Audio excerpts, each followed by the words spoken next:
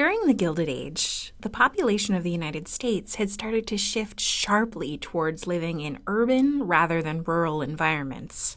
In 1900, 1/3 of the American population lived in cities, drawn by the wide availability of factory jobs. But by 1920, the scales finally tipped, and for the first time, the majority of people in the United States lived in cities. It was the beginning of a new, modern era. We've talked in other videos about the economic opportunities that the cities provided for both international immigrants and internal migrants, like the 500,000 African Americans who left the South in the years surrounding World War I in search of a better life in the North. Although factory jobs were subject to dangerous working conditions and wages were low, for both immigrants and Southern African Americans, the pay and the standard of living was usually an improvement on their previous circumstances. The transition to life in the modern industrial city also offered new opportunities for women. With the rise of big corporations, doing business across time zones and countries, there was an increasing need for clerical workers like secretaries and typists. White women began to take on these roles, and by the end of the 1920s, about 25% of women worked outside the home.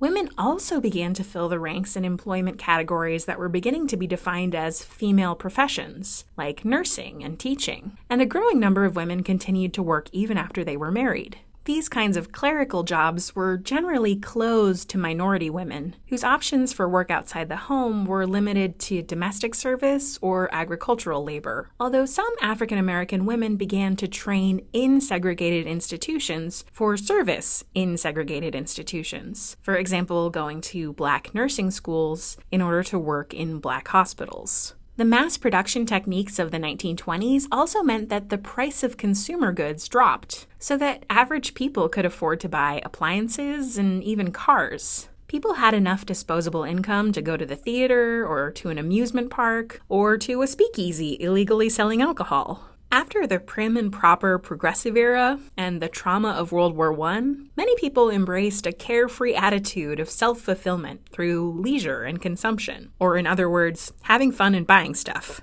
But not everyone was thrilled with this new modern era of diverse city living. During World War I, an emphasis on 100% Americanism squelched dissenters who protested against the draft or questioned U.S. involvement in the war.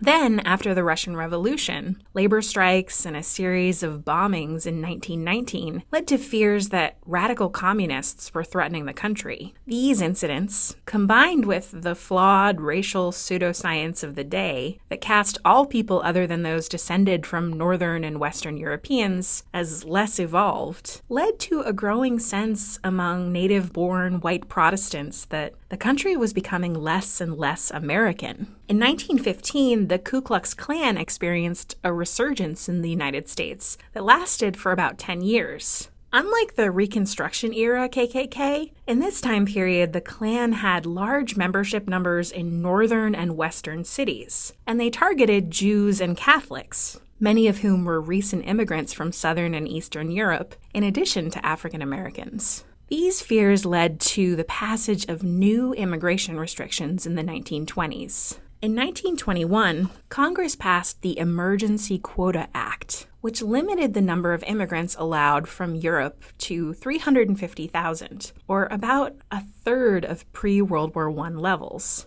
Then, in 1924, Congress limited immigration even further with the Immigration Restriction Act. This act set quotas of immigrants who could arrive from each nation. The quotas heavily favored immigrants from Northern and Western Europe and slashed the numbers of Southern and Eastern European immigrants down to as little as 1% of their pre-World War I yearly numbers. Africans from all countries were limited to just 1,000 immigrants per year, and Asians were completely barred from entry. The law did not limit the immigration of Mexicans, whom Western farmers relied upon for seasonal labor. Interestingly, in 1924, Congress also passed a law establishing that all Native Americans were now U.S. citizens, although they often had difficulty accessing the rights of citizenship from reservations. What do these quotas and efforts at defining the racial makeup of the United States tell us about who was considered eligible to be part of the American people in the 1920s?